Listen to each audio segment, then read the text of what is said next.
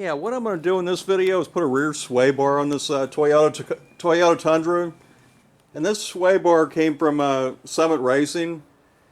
And it'll really make it handle a lot better. Most trucks don't come with one on it. On my Chevy Colorado, I put one on it and helper springs on it. Now I can put like 800 pounds in there and go around corners and it doesn't lean at all.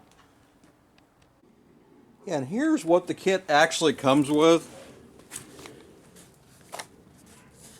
And here's the instructions.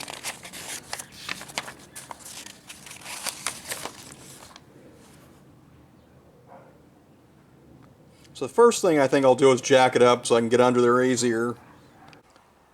Yeah, and I just jacked this up and put jack stands under the frame where the differential drops down a little bit and it gives me more room to get under there.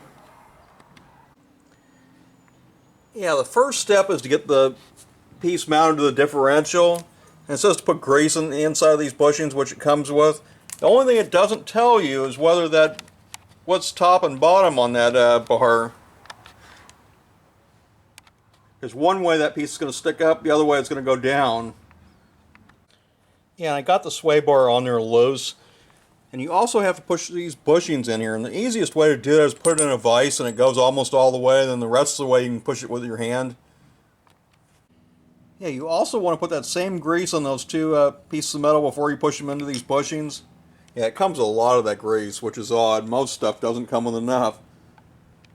Yeah, I flipped the sway bar upside down. It was on there wrong. The instructions for this are absolutely terrible. It doesn't tell you much of anything. And here's another thing it doesn't tell you. Which one of these bushings, there are two different sizes, which one goes where. The one with the bigger hole goes in this piece. Okay, so I got everything on here loose the way I wanted. So now what I'm going to do is figure out exactly where I want these brackets and I'm going to tighten them down. After everything's on there, what I like to do is weld those brackets to the differential housing, then nothing can move. And I did it to my own truck over 8 years ago and there's been no problem. I know somebody's going to leave a comment saying you can't do that, but yes, it works perfectly fine.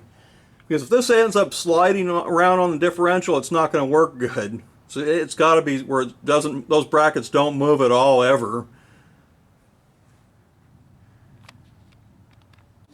Yeah, so I got this all measured out and tightened down where these two brackets are in the same place on the differential.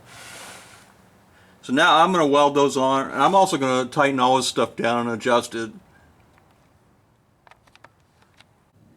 Yeah, so everything is on here now and tightened down. So what you want to do, when I weld these brackets, I'm going to weld it a little bit, and then I'm going to take the sway bar off and drop it down so I don't burn these bushings up.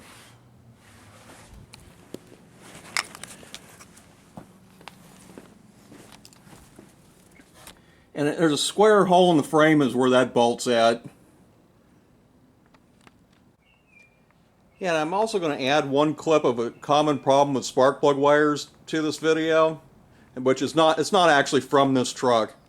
Yeah, and here's a common problem with these type of spark plug wires that go way down into the valve cover. Let's see if this will show up here. Because I'll burn a tiny little hole through this.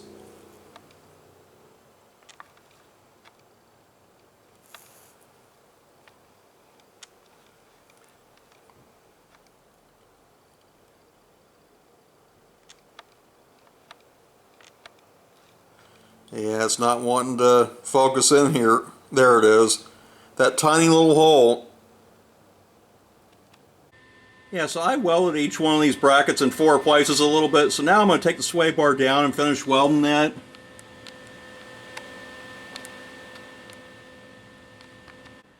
Yeah, so now I got it welded on there.